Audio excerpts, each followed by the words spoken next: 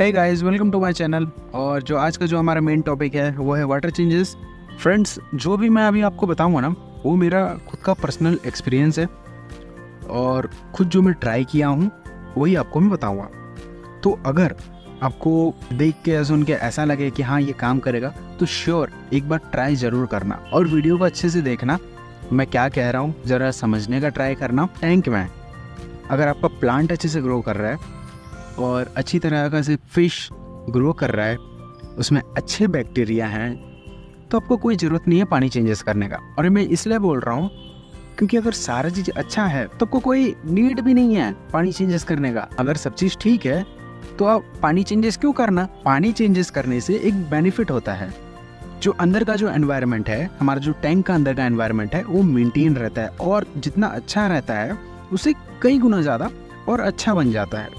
तो इसलिए हम वाटर चेंजेस करते हैं। तो जो मेन सवाल है ये है कि क्या आपका जो टैंक है हेल्दी टैंक है या फिर अनहेल्दी टैंक है। तो इसको डिफाइन कैसे करेंगे, हेल्दी या फिर अनहेल्दी। तो अगर आपके टैंक में सारा चीज अगर नेचुरल है, सारा चीज नेचुरल है तो वो हेल्दी टैंक माना जाता है। और अगर आपके टैंक में प्लास्टिक का सब्सटेंसेस है और अननेचुरल है, अननेचुरल सा चीज है, क्योंकि बहुत सारे शॉपकीपर यही बोल के दे देते हैं कि ये लो अच्छा लगेगा, अगर आपका प्लांटेड टैंक नहीं है तो इस प्लास्टिक को डाल दो फिर अच्छे से ग्रो करेगा।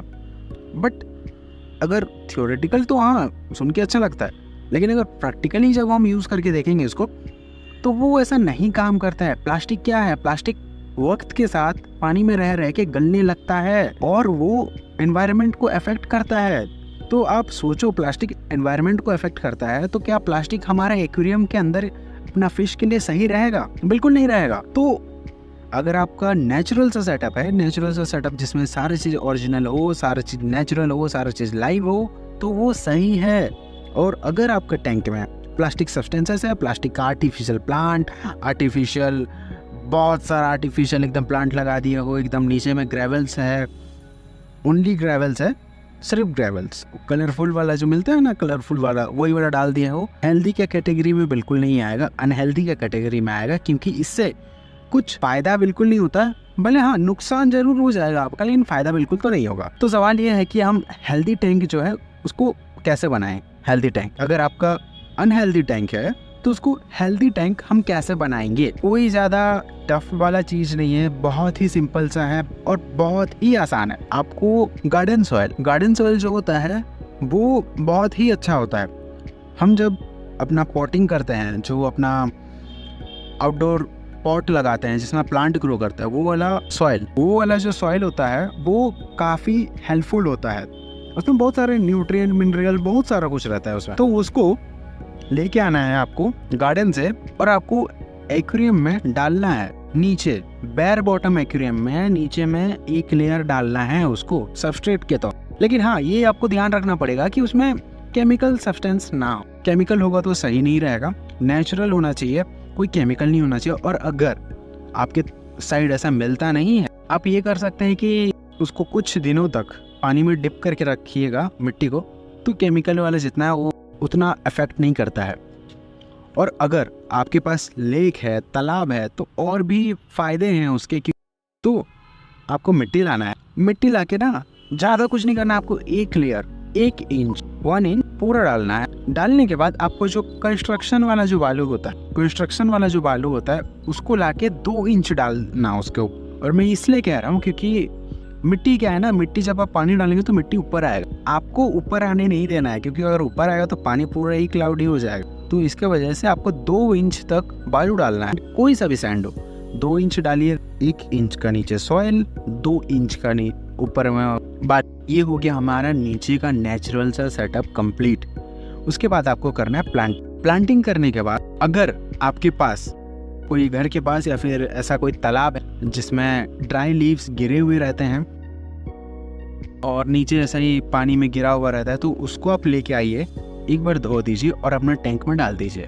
वो नेचुरल बोटानिकल्स का काम करेगा आप। और उससे होगा क्या, उसमें बैक्टीरिया होते हैं, ठीक है, और वो पानी में रहते हैं, जो कि हमारा नॉर्मल आय से दिखाई देता नहीं, माइक्रोस्कोपिक होता है, माइक्रोस्कोप से देखना पड़ेगा आप। तो उससे बहुत सारे फायदे हैं। उससे होगा क्या, जब आप पानी फिल करें आपको क्या करना है, वो लेके आइए अगर आपके यहाँ पे, और अगर आपके यहाँ पे ना है नहीं वैसा लेक नहीं है, तालाब नहीं है, तो आप क्या कर सकते हैं कि ना जो ड्राई आलमंड लीफ है उसको लेके आइए और पानी में कुछ दिनों तक डिप करके रखिए, क्योंकि जो उसका एक्स्ट्रा जो टेनिन्स होगा ना वो निकल जाएगा।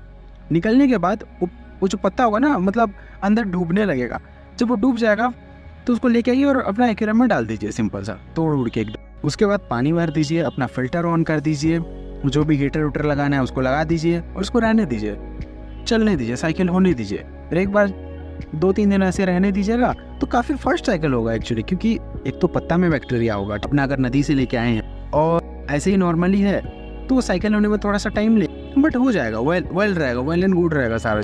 और उसके आपको पानी फिल करना है, कुछ दिनों के बाद हम फिश डाल सकते। ये तो बात हुआ कि हम कैसे नेचुरली सेटअप करें। ईजी सा है, ईजी सा स्टेप है। मैं खुद पर्सनली मैं ऐसे ही सेटअप किया हूँ मैं खुद का, और जो मेरा टैंक है मैं खुद ऐसे ही सेटअप करना पसंद करता हूँ। और मैं बिल्कुल पसंद नहीं करता, मैं प्रीफर भी नहीं करता, और मैं आपको ना सजेस्ट भी नहीं करूँगा कि आप ग्रेवल्स ला के डाल दो। और जो प्लास्टिक का प्लांट है मैं बिल्कुल सजेस्ट आपको नहीं करूँगा ऐसा। और आप नेचुरल रखने का ट्राई कीजिएगा जितना नेचुरल हो सके, क्योंकि नेचुरल रहेगा ना, क्योंकि नेचर के हिसाब से चलेगा ना तो बहुत अच्छा रहता। और नेचर जानता है कि कैसा हम चीज़ों को ठीक कर रहे हैं। नेचर खुद से सारी चीज़ों को ठीक कर सकता। तालाब में जाके, नदी में जाके तो कोई पानी नहीं बदलता है, वो ऑटोमेटिक साफ़ रहता है। तो आपको नेचर, एक जो हमारा जो टैंक है वो उसको नेचुरली सेटअप करेंगे तब नेचुरली पूरा साइकिल होते रहेगा। ऐसा सेटअप करेंगे नेचुरल, तो आपको कोई ज़्यादा मेहनत करने का नहीं पड़ेगा वाटर चेंजेस करने का, और ना ही ज़्यादा दिक्कत आएगा वाटर चेंजेस करने का। जब आप प्लांट लगा दिए, वो हम वाटर चेंजेस क्यों करते हैं? इसलिए चेंजेस करते हैं ना कि अब फिश है, उसका पूप एंड पीप जो वेस्ट होता है, जो वेस्ट प्रोड्यूस करता है फिश, वो होगा, ज़्यादा होगा तो नाइट्रेट स्पाइक हो जाएगा, तो उसके हेल्थ पे। तो अगर नाइट्रेट हो रहा है तो नाइट्रेट बुरा नहीं है, नाइट्रेट बिल्कुल भी बुरा नहीं है। नाइट्रेट तो खाना है, नाइट्रेट खाना है प्लांट के लिए। अगर प्लांट को अगर नाइट्रेट नहीं मिला तो मर जाएगा प्लांट। तो जब आप नेचुरली सेटअप करेंगे उसको, तो ऐसा सोचिए एक सर्कल है जिसमें फिश वो वेस्ट प्रोड्यूस कर रहा है और वेस्ट चाहिए प्लांट को, और प्लांट हेल्दी से ग्रो कर रहा है। और जब प्लांट अच्छे से ग्रो करे, प्रोड्यूस करेगा अपना फिश के लिए। अब देखे रहेंगे, गौर किए रहेंगे, जब आपका टैंक होता है ना, फिश जो होता है ना ग्रेवल्स में आके ना मुंह मारते रहता है, खाते रहता है, कुछ सैंड को उठाते रहता है मुंह से। तो वही माइक्रोस्कोपिक अगर से आप देखेंगे तो दिखेगा, हमें ऐसे दिखाई तो नहीं देगा, वो खाना रहता है उसके लिए। तो अगर आप नेचुरली सेटअप करेंगे तो आपको वाटर चेंजेस करने का कोई ज़रूरत नहीं पड़ेगा। लेकिन हाँ, ये तो है कि आपको वीकली, अगर आपने नेचुरल से सेटअप किया है तो वीकली आपको 10 to 20% आप वाटर चेंजेस कीजिए, सारा चीज़ हेल्दी रहेगा। और आपको एक बात तो मैं बताता हूँ कि जितना पुराना आपका पानी रहेगा उतना हेल्दी आपका फिश रहेगा। तो ये ध्यान रखिएगा कि आपका पानी ना पुराना ही हो, और अगर आप वाटर चेंजेस भी करते हैं तो जिसमें क्लोरीन ना हो, और जो पानी को ना स्टोर किया हुआ वाला पुराना पानी, जो कि 2-3 दिन का रखा हुआ पानी, उसको यूज़ कीजिएगा, वो बहुत अच्छा होता है। 10 to 20% आप पानी चेंज कीजिए, उससे ज़्यादा चेंज मत कीजिएगा। और अगर आपका प्लांटेड टैंक है तो इससे ज़्यादा आपको ज़रूरत पड़ेगा भी नहीं, क्योंकि वो नेचुरली एक अडेप्ट हो चुका है एनवायरनमेंट में। क्योंकि जो फिश अपना वेस्ट प्रोड्यूस कर रहा है, वो वेस्ट अपना प्लांट्स को चाहिए क्योंकि वो अच्छे से ग्रो कर सके। तो एक सर्कल मेंटेन है, तो आपको ज़्यादा वाटर चेंजेस करने का कोई ज़रूरत नहीं पड़ेगा। 10 to 20% वीकली आपको चेंज करना पड़ेगा, और फिश हेल्दी और हैप्पीली रहेंगे।